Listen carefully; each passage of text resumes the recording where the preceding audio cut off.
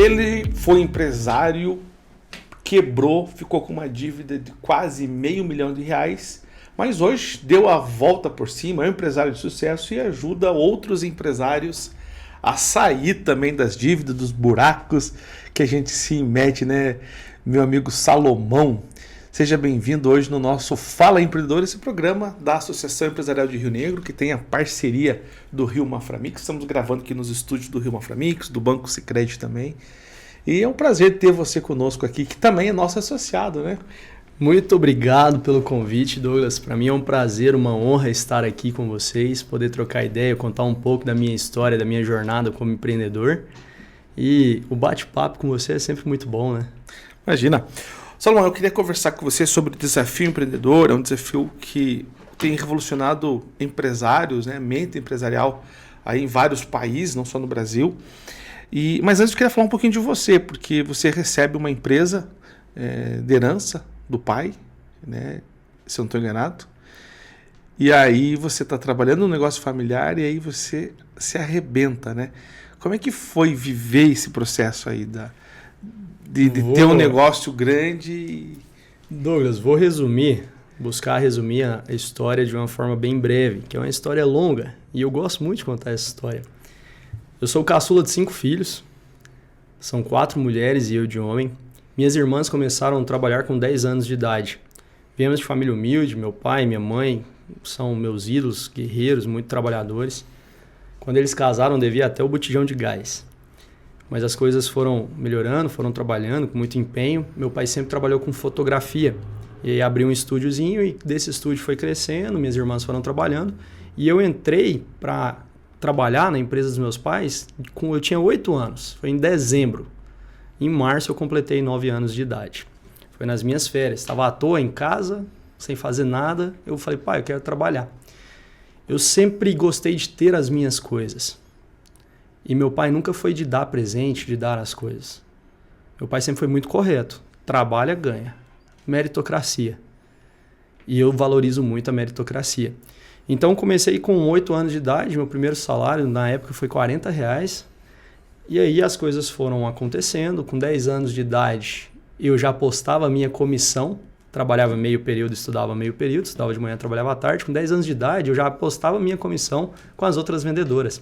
Nessa época a gente tinha loja, um laboratório, mini lab, época de fotografia, de filme, né?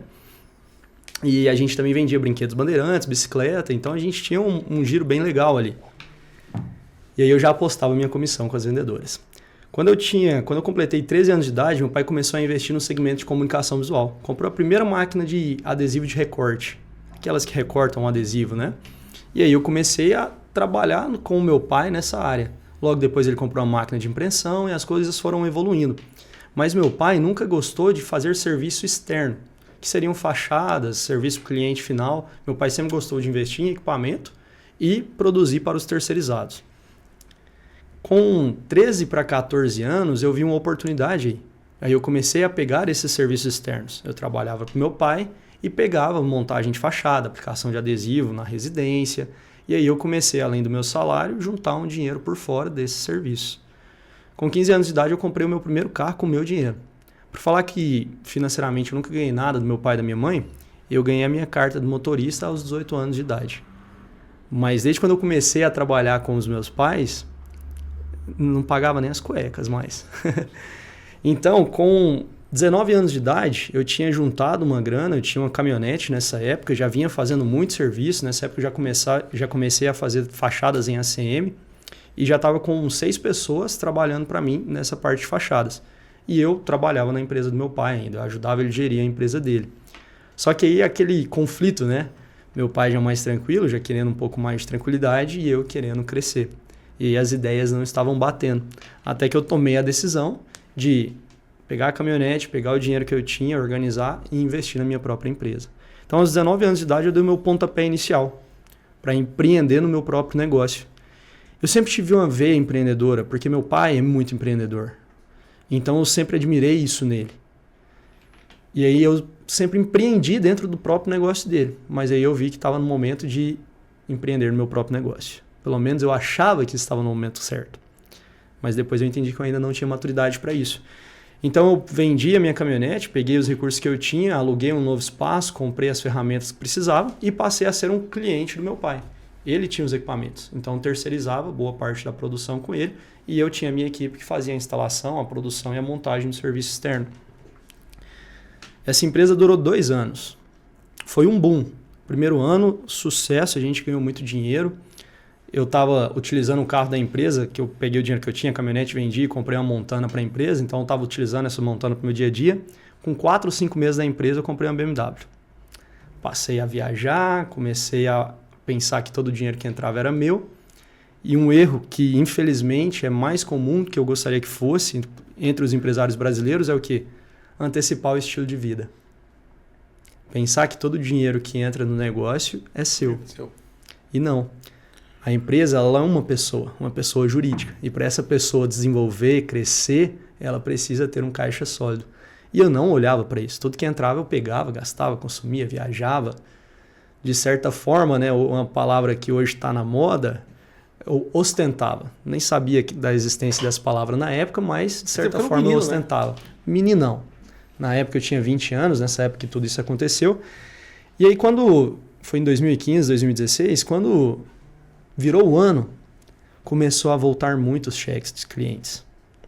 E eu não tinha capital para honrar esses cheques dos clientes que estavam voltando. E aí começou a virar uma bola de neve. Comecei a atrasar com o fornecedor, comecei a não pagar imposto, enfim, gerou uma bola de neve. E eu fui alimentando essa bola de neve durante mais 8 meses, tentando segurar as pontas, descobrindo um santo para cobrir outro, fechava um serviço aqui para terminar o outro que já estava atrasado, que quando o financeiro aperta, acaba refletindo em todas as áreas da empresa, né? E aí, até que chegou num determinado momento que eu vi que eu só estava cavando cada vez mais buraco. E eu precisava tomar uma decisão. E eu tomei a decisão de fechar a empresa. Deus é tão maravilhoso que mesmo com toda essa situação, Ele não me desamparou. Quando eu tomei a decisão de fechar a empresa, eu fechei um serviço de valor agregado muito alto, que foi um posto de combustível lá em Minasul, Goiás. E aí esse posto, esse serviço me proporcionou que com o dinheiro que sobrou dele, eu pude pagar o acerto dos meus funcionários. Que uma das coisas que eu não queria era encerrar a empresa devendo a minha equipe. Meu pai sempre me ensinou, meu filho, se você adquirir uma dívida trabalhando, você vai pagar trabalhando. Então eu ia honrar os outros compromissos, que já estavam altos, muito altos. Até então eu não sabia quanto estava, mas eu só pensava nos meus funcionários. Então eu consegui fechar esse serviço, consegui entregar, entregamos, eu fechei a empresa. Até no meio desse serviço eu fechei a empresa, parte da instalação desse serviço já foi terceirizada com a minha própria equipe, mas eu paguei pela prestação de serviço. E aí eu fechei a empresa. Douglas, eu passei 3 meses muito mal. Por quê? Porque eu vendi tudo. Vendi lote que eu tinha comprado, vendi o carro que eu tinha, vendi tudo. E quando eu fui parar para somar a dívida que eu ainda tinha que honrar, deu R$ 442.832. Cara, eu quase caí para trás. Um moleque de 21 anos de idade que, ao meu ver, eu era o cara, era foda, porque eu conquistei tudo sozinho, meu pai nunca me deu nada, tava ali no menos R$ 442.000, sem ter o que fazer para pagar. Até então, pelo menos eu não via luz no fim do túnel. Só que eu lembrei muito dessa frase que eu comentei, que o meu pai me falava. Eu sempre escutei meu pai falando com outras pessoas e ele chegou a me falar essa frase também. Se você adquirir uma dívida trabalhando, você vai pagar ela trabalhando. Passei 3 meses ruim, assim, sem saber o que fazer. Mas eu sacudi a poeira e falei, o que eu sei fazer é vender, é produzir fachada. Então eu peguei os meus 2 melhores profissionais da época e fiz uma proposta para eles montar a equipe deles e eu começar a terceirizar. E aí eu comecei do zero de novo. Pedi só para o meu pai um espaço dentro da empresa dele para eu trabalhar, para atender os clientes se for necessário. E ele me cedeu esse espaço. Consequentemente, eu comecei a ajudar ele dentro da empresa dele também, sem receber nada por isso. E aí eu fui conquistando novamente um espaço no mercado, porque eu nunca deixei de honrar meu compromisso com os meus clientes. E eu nunca deixei de dar satisfação para os meus credores. Cara, eu devo, estou na situação assim, tem cheque dos clientes aí, eu vou honrar, porque quem passou o cheque para você foi eu. Só que eu não consigo te pagar tudo agora, não consigo pagar assim, preciso de prazo. E assim foi. Fui mapeando ali as pessoas e devagarzinho fui organizando e pagando conforme eu fui fechando novos serviços. Com 2 anos dessa situação, antes disso também, eu nunca tinha trabalhado com metas, Douglas. Mas eu defini uma meta no meu coração e passei isso para o papel. Eu defini que adquiri essa dívida em 2 anos e eu defini que eu ia pagar ela em 5 anos. 100 mil por ano. Olha o poder da meta, né? Vou até pular um pouquinho para frente, depois a gente volta. Quando deu os 5 anos, eu não só tinha conseguido honrar todos os meus compromissos, mas eu consegui construir um patrimônio algumas vezes maior que essa dívida. Consegui construir uma casa no condomínio, consegui criar uma empresa com uma estrutura muito mais sólida e muito maior do que era a minha antes. Então, só voltando agora para onde nós paramos, foram 2 anos eu trabalhando dessa forma, terceirizando com a equipe, ajudando meu pai na empresa, até que eu cheguei do meu pai e dei um ultimato nele. Falei, pai, me arrenda a empresa do senhor. O senhor já não está, eu estou cuidando dela já, o senhor já não está tão focado nela, que meu pai tinha comprado uma fábrica de molduras também na época, e ele focou mais nessa fábrica, porque eu estava ali dando um apoio para ele. E aí até que foram alguns meses de conversa, de negociação, até que ele me arrendou a empresa dele. Me arrendou o espaço físico dele e todos os maquinários que ele tinha, né? A empresa carregava o nosso sobrenome. E aí eu fiquei ali nesse espaço durante mais 1 ano. Até que a gente teve a oportunidade de ir para um espaço, a gente saiu de um espaço de 300 metros e foi para um espaço de 850 metros. Foi uma ampliação muito grande. Foi onde a gente foi consolidando, foi aumentando a equipe e foi onde eu realmente consegui honrar as minhas dívidas e criar um patrimônio algumas vezes maior que essa dívida. Eu falo, Douglas, que o fato de eu ter quebrado foi fundamental para eu ser quem eu sou hoje. Eu falo que eu não apenas quebrei, eu paguei um MBA. Um MBA da vida, de ter aprendido realmente com os meus erros e com os meus acertos, como poder gerir melhor o negócio. Então, eu sou muito satisfeito pela história de vida que eu tenho, mesmo com a pouca idade. Dentro desses 5 anos também, ali já no 5º ano, eu tive a honra de participar do desafio como cliente. E aí foi onde a gente deu um salto de crescimento ainda maior. Em 7 meses, nesse período que eu fui cliente do desafio, a gente já vinha tendo um faturamento legal, mas a gente teve um crescimento de 76%. Foi um crescimento muito expressivo, com esse crescimento, onde eu pude investir em outros negócios.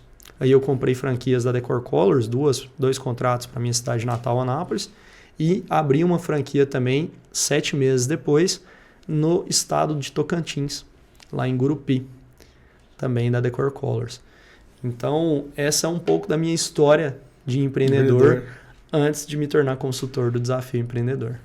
E aí você sabe que tem, eu não sei como que é para você, mas às vezes o consultor, né, ele tem uma fama um pouco complicada, porque às vezes ele não vive aquilo, ele tem... ele transforma aquilo como uma profissão, mas ele mesmo vivendo não tem. E a gente observa que a tua história é diferente, né? Você passou por isso, deu a volta por cima, e aí você vai com propriedade falar para as pessoas. Até porque as dores do empresário, quem sabe é quem é empresário, né? Quem está ali no dia a dia, vendendo. Eu vejo dificuldade hoje de profissionais, no meu caso, jornalista, os médicos, dentistas, né? A gente foi lá para a faculdade aprender a profissão. Sim. E a gente não... A outra parte que é o mais importante, que é o comercial, é o caixa da empresa, às vezes a gente não tem a formação adaptada. Eu queria que você falasse um pouquinho do teu ponto de vista das metas. Como estipular metas? Porque às vezes as pessoas falam assim, vou criar uma meta, mas ela não consegue nem chegar na metade, daí se frustra. Qual que é o teu conselho para uma construção de uma meta? O que a gente precisa fazer para essa meta ser viável? Excelente, Douglas. Falando sobre metas, um dos maiores erros que as pessoas cometem na hora de definir metas é não ter clareza do que quer. E outro erro muito comum é que a pessoa define metas não olhando para ela, para o negócio dela, para o potencial que tem, mas olhando para os outros. E aí é onde não sabe como definir uma meta de forma correta. Tem várias formas técnicas de definir metas, mas eu trago de uma forma mais simples. A meta, ela tem que ser relevante para o empresário. Tem que ser importante para ele. Não interessa se é uma meta muito grande, muito ousada ou não. A meta ela tem que ser relevante para a pessoa. Tendo relevância para a pessoa, a gente entra em outro ponto, que é o quê? A meta ela precisa ser, sim, alcançável, porém ela tem que ser audaciosa, para que a gente movimente sempre um pouco mais. Porque se a meta for só alcançável, cara, não dá graça. Que gosto tem? Eu sei que eu vou alcançar. Então, eu preciso definir uma meta dentro do meu potencial que seja alcançável, mas que ela seja audaciosa ao mesmo tempo. Para que eu possa sempre movimentar um pouco mais. Porque dessa forma, eu nunca fico na minha zona de conforto. Eu tenho que estar sempre buscando novidade, buscando formas diferentes para alcançar novos clientes, aumentar o meu mix de mercado, aumentar o meu ticket médio para os clientes que eu já atendo. Então, de forma simples e singela, a meta ela precisa ter relevância para a pessoa e ser audaciosa e alcançável ao mesmo tempo. Tem nossas reuniões da CI, a gente fala muito sobre meta e a gente pensa assim, como que a gente vai fazer para prestigiar uma empresa, né, ou fazer uma homenagem ali. E teve a Gisélia, nossa coordenadora da mulher, ela falou assim, olha, a meta ela precisa ser dela para ela mesma. Por exemplo, não tem como fazer uma meta, pegar o Douglas e querer competir com o Salomão, né? Porque às vezes o Salomão está numa vantagem muito maior ou vice-versa. Então a meta é você. Por exemplo, hoje o Douglas vendeu 10 mil. Amanhã ele vendeu 100 mil. Né? Pega o Salomão. Hoje o Salomão está vendendo 100 mil. Amanhã ele vai vender 100 mil. Quem que cresceu mais? O Salomão? Né? 101. Quem cresceu mais? O Salomão que vendeu 101, o Douglas que de 10 para sua 100. Então, essas coisinhas que é muito interessante o empresário também fazer uma lógica, né? Acho que é importante olhar para a concorrência, mas olhar para dentro é muito importante. E às vezes eu fico olhando, porque o empresário tem essa mania de ficar vendo o outro concorrente, né? E se baseando no concorrente e esquecendo de olhar para dentro. O que o desafio ensina sobre isso? Olha, eu vou até falar algo que eu penso, tá, Douglas? Não vou nem falar que o desafio ensina sobre isso. Mas eu concordo com o que você trouxe. A gente precisa primeiro olhar para dentro de nós, olhar para o nosso negócio, entender as nossas potências e entender os nossos pontos de melhoria, nossos pontos de ajuste. Não é que eu vou ser negligente não olhar para o meu concorrente, para o meu parceiro, para o meu fornecedor. Não, eu vou olhar sim, mas com o olhar de buscar informações, de entender onde ele está acertando, onde ele está errando, mas não com o olhar de comparação. Porque quando eu comparo, eu só olho o lado positivo. Eu só olho aquilo que eu consigo enxergar. Mas eu não conheço os bastidores. E cada empresário, cada empresa vive momentos diferentes, situações diferentes. Então, por isso, dá a importância da gente sempre olhar primeiro para dentro. E entender os nossos potenciais e entender os nossos pontos de melhoria. Porque a partir daí, quando você olhar para fora, você sabe até o que olhar. Entende? Você tem direção quando você tem clareza daquilo que você pode alcançar. Você sabe que tem uma coisa que eu gosto muito do desafio do empreendedor, e é uma coisa que eu não sabia quando você falou nesse olhar. Às vezes a gente não sabe nem chamar atenção no colaborador. A gente conversava sobre isso antes, né? Sim. Você chega para o colaborador e a forma como você cobra ele, e ainda mais hoje, na época que estamos vivendo, tem colaborador que levanta e vai embora, entra na justiça, né? Na minha época de menino, chamava palavrão, vem aqui, seu fulano, né? E tava tudo certo. Hoje... dava uns tapas na orelha, né? Vem aqui, vagabundo. Hoje é outra realidade. Como se adaptar a essa realidade que ela vem mudando e esses conflitos de gerações que o mercado de trabalho te oferece? Tem uma frase que eu gosto muito, que é a seguinte: não são as espécies mais fortes e inteligentes que vencem, e sim aquelas que mais se adaptam às mudanças. Douglas, o mundo está mudando cada vez mais rápido.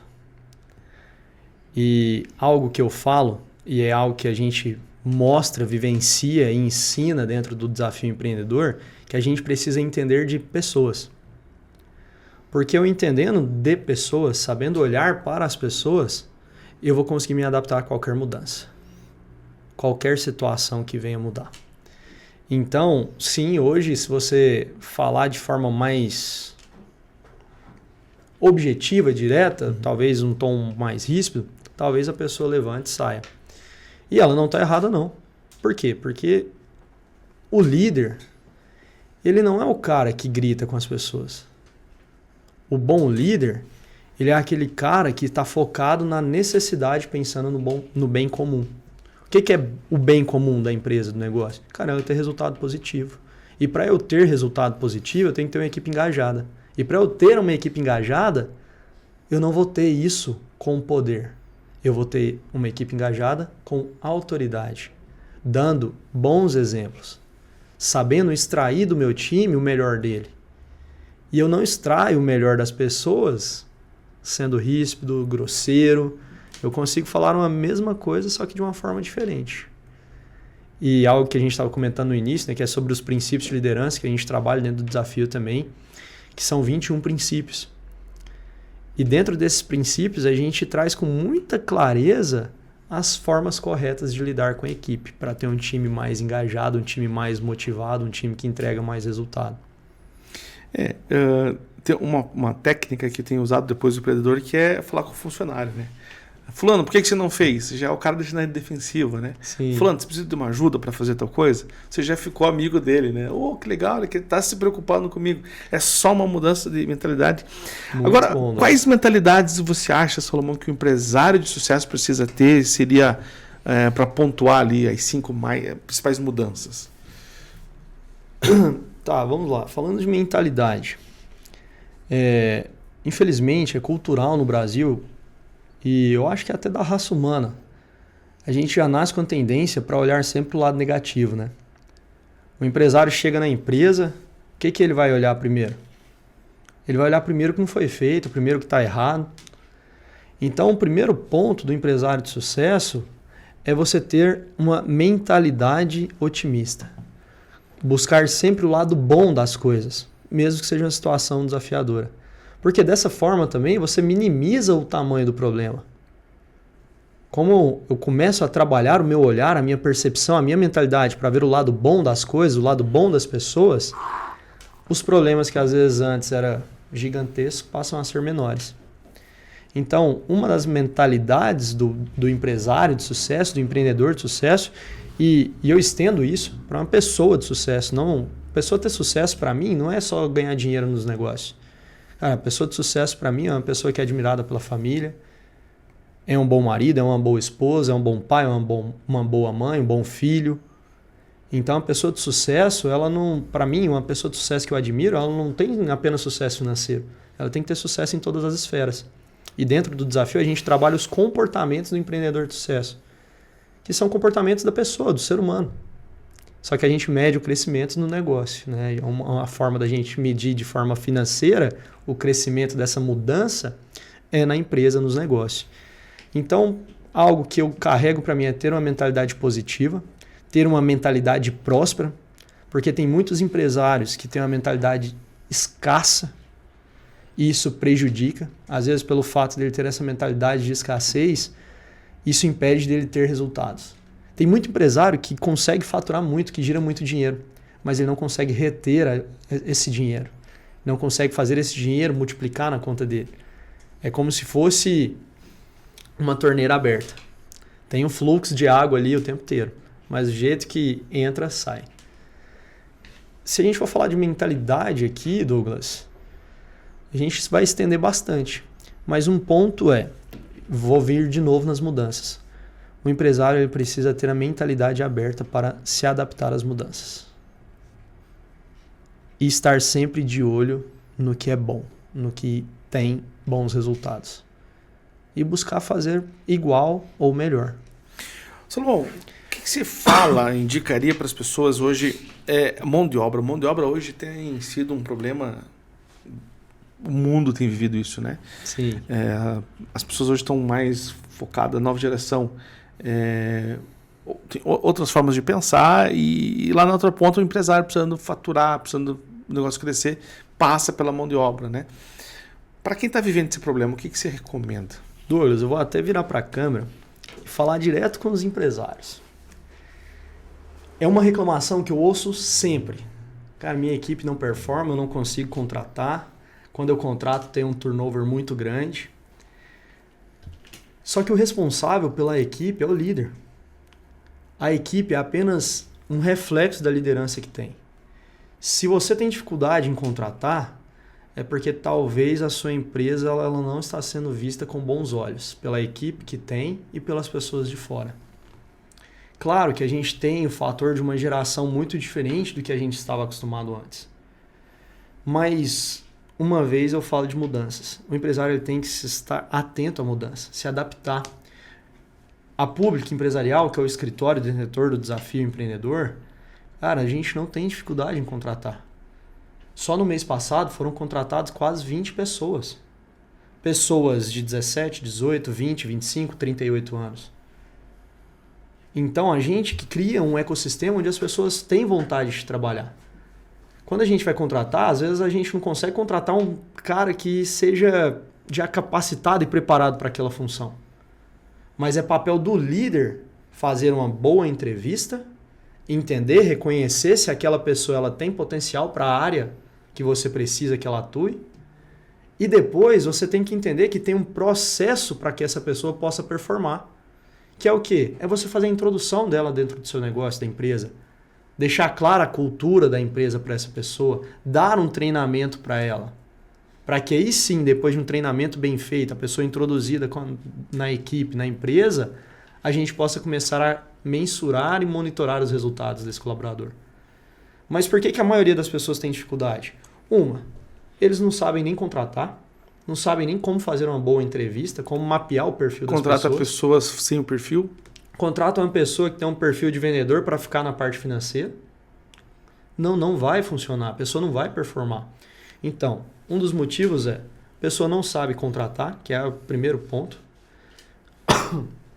O segundo, que depois que contrata, ela não dá nenhum treinamento, não acompanha, não tem um tempo de maturação dessa pessoa.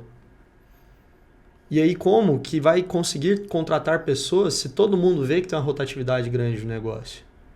Principalmente em cidades menores, que todo mundo conhece todo mundo, fulano fala de ciclano.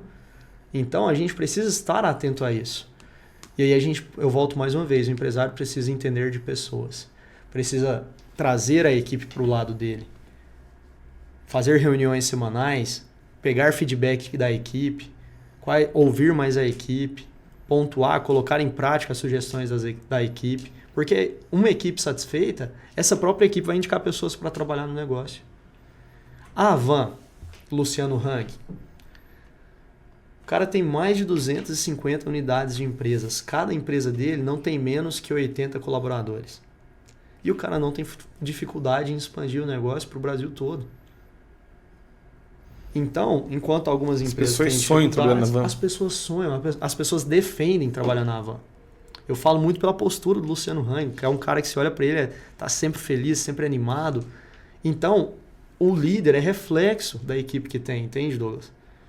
Então, a pessoa que reclama, que fala que não está conseguindo, está tendo dificuldade, olha para dentro de si e veja se você realmente está fazendo tudo o que pode da melhor forma possível.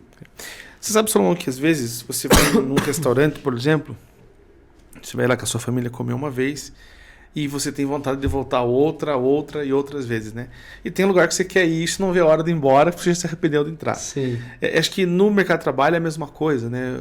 Que ambiente que nós estamos promovendo para o nosso colaborador, que ele quer ficar ou ele quer sair, né?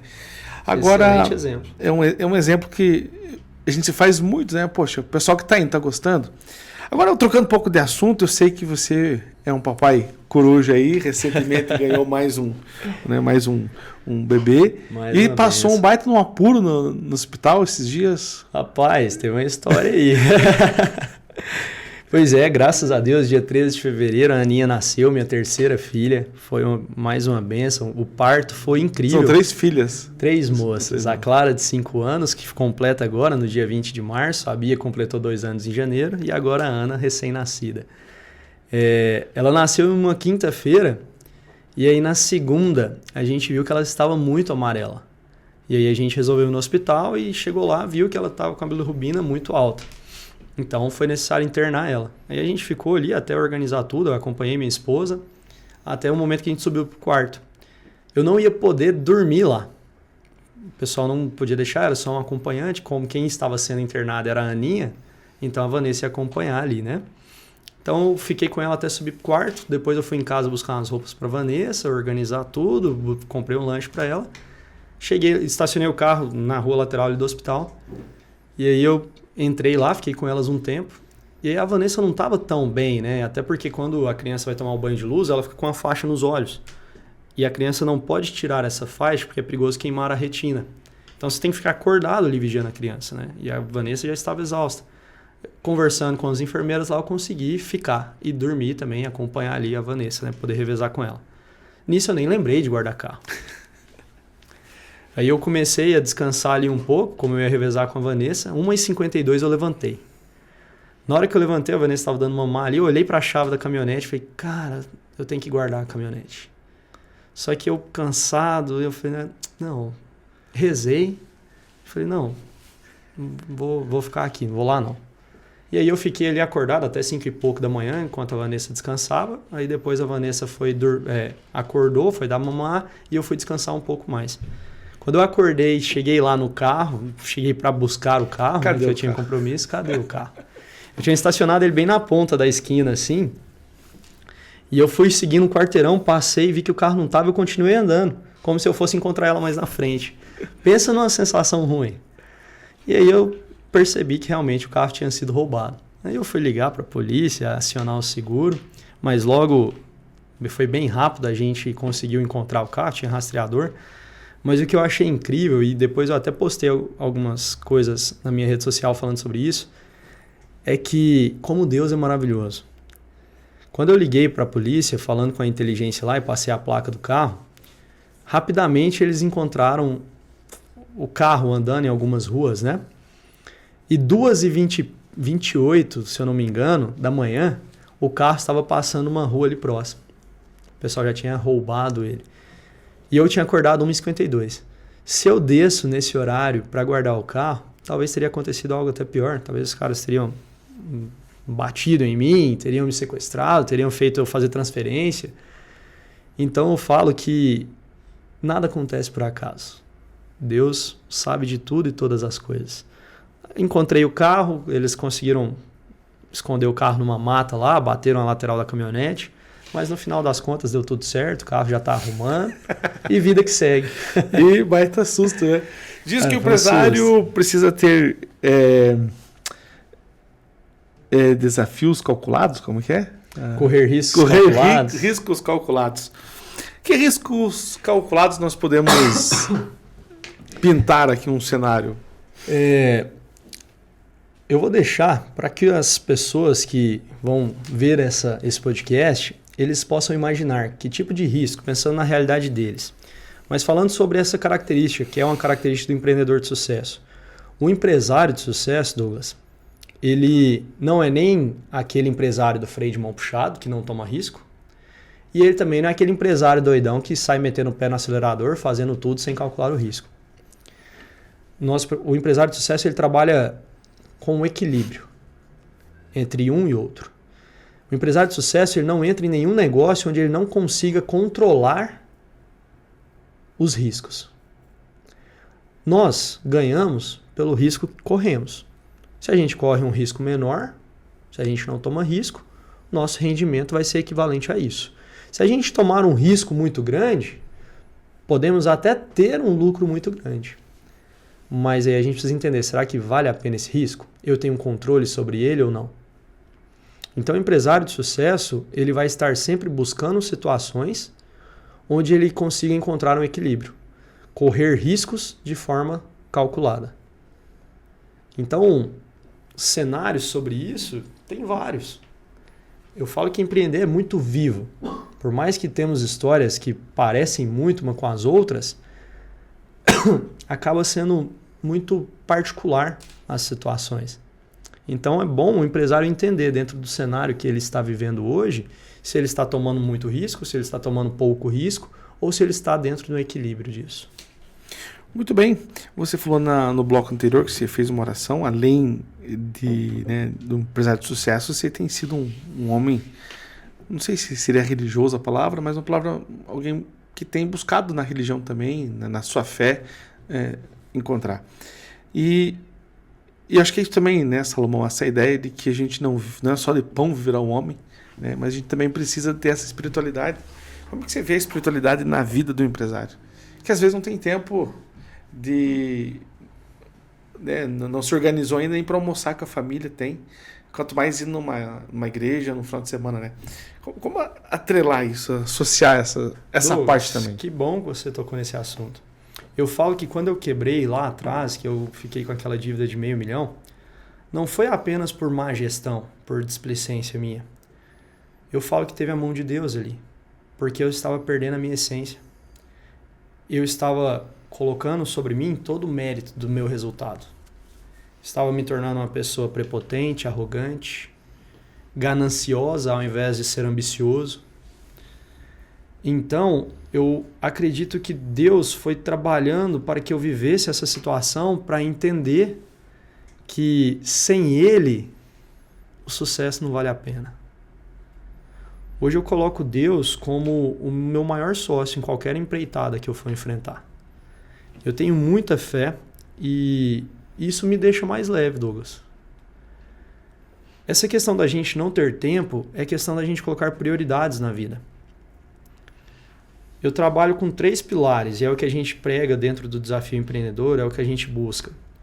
Aqui é o quê? É o pilar espiritual, é o pilar família e é o pilar profissional, trabalho. Dentro do pilar espiritual é você estar bem com você mesmo, se você acredita em Deus, ótimo, que bom. Se você não acredita, busca acreditar. Mas assim, eu trabalho com esses 3 pilares. O espiritual, familiar e o trabalho. O espiritual, Deus, cara, tem que estar sempre em primeiro lugar. Eu vou falar para você que nem sempre eu consigo priorizar a Deus. E às vezes não é por falta de vontade, é por às vezes a gente entrar no automático. Às vezes a gente vai ter momentos na nossa vida que a gente vai priorizar um pouco mais o trabalho. Vai ter momentos na nossa vida que a gente tem que priorizar mais a família. E é uma sequência, né? É Deus, família, trabalho. Só que em alguns momentos da vida a gente acaba invertendo a ordem. Só que a gente precisa realmente colocar prioridades na nossa vida.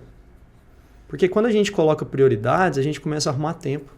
E eu falo que a maioria dos empresários não tem tempo para almoçar com a família, para tirar umas férias, por desorganização dele. Por deixar acumular várias coisas, por não trabalhar o seu senso de urgência. E aí chega num momento de muita desorganização. A gente falou sobre sucesso agora há pouco. Para mim, sucesso não existe se não tiver Deus. Porque para você ter um lar abençoado, uma família bem estruturada, você só vai conseguir isso se você tiver uma base muito sólida em Deus. Não estou falando de religião, estou falando de Deus. Quando a gente realmente coloca Deus como nosso sócio, coloca Ele na frente de tudo que a gente vai fazer, não é que desculpa, não é que vai ser fácil, mas vai ser mais leve. Não é que não vai existir desafios, mas esses desafios vão nos fortalecer. Então, sim, Douglas, eu tenho uma fé muito grande, cara, e eu busco sempre colocar Deus em tudo que eu faço. Nas oportunidades que eu tenho, eu sempre coloco Deus no trabalho também, para os clientes que eu atendo, porque eu acredito muito que não dá para ter sucesso sem a presença de Deus. Muito bem, Salomão. Você sabe que é um princípio que eu gosto muito. E falando sobre isso que você falou, acho que é muito importante, né? Jesus, ele fala assim: vinde de mim todos que estáis cansados e sobrecarregados. Tomai de mim o meu jugo, que é leve, e o meu fardo, que é suave. Ou seja, o fardo e o jugo você vai ter igual. A diferença é que ele é mais leve. Sim. Né? Foi um prazer ter você aqui conosco. Seja bem-vindo. As portas sempre estão abertas. Quando que vai ter o próximo desafio? Prazer todo meu, Douglas. Está aberto já a agenda para a 3ª turma do Desafio Empreendedor, que inicia no dia 14 de abril. Então já tem aí pessoas bem interessadas, já está correndo aí a agenda de reuniões. tanto eu quanto o André já estamos em contato com algumas pessoas para a gente poder dar início a essa terceira turma e fazer uma turma muito especial aí. Maravilha, me chama lá que eu vou para dar um depoimento lá. Com certeza. De como foi o desafio antes e depois. Maravilha. Salomão, é um prazer ter você conosco, ser nosso associado também, né? E estamos à disposição. Quando quiser vir, as portas estão abertas. Eu sei que nosso podcast, se fosse fazer as perguntas que é para ser feitas, vamos lá umas 3 horas aí do programa. Vai, tranquilo. E tem muita coisa para a gente falar, né? A gente poderia falar, inclusive, pegar alguns temas específicos, né? Vamos falar sobre o tema contratação, Sim. emprego, né? Mercado de trabalho, e nós discutir isso, porque são muitos temas legais que vai fazer nosso Sim, com certeza. associado estar muito bem. Olha, se você é associado da Associação Empresarial e quer estar aqui conosco, entre em contato com a gente pelas nossas redes sociais, agende seu horário. Vai ser um prazer trazer você aqui para o podcast Fala Empreendedor. Se você quer ser um dos nossos patrocinadores, ter a tua marca visível aqui também, entre em contato que vai ser um prazer divulgar você, a sua empresa e contar boas histórias. Salomão, mais uma vez, muito obrigado. Um abraço a toda a equipe do Desafio. E é isso aí. Agradeço, Douglas. Posso só mandar um recado aqui para os empresários que estão nos escutando? Se você é empresário aqui de Rio Negro e Mafra, empresário, empresária, busque entender um pouco mais, saber o que é o Desafio Empreendedor. Vou deixar aqui também a minha rede social, o meu Instagram, que é Salomão SB Júnior. Acompanhe lá que tem muita coisa boa para vocês. E um dos princípios do Desafio Empreendedor, Douglas, é transformar vidas através do empreendedorismo profissional. E é isso que a gente busca fazer aqui com os empresários de Mafra e Rio Negro. Salomão, obrigado. Valeu, Sucesso. meu amigo. Tamo junto. Sempre. Conta comigo.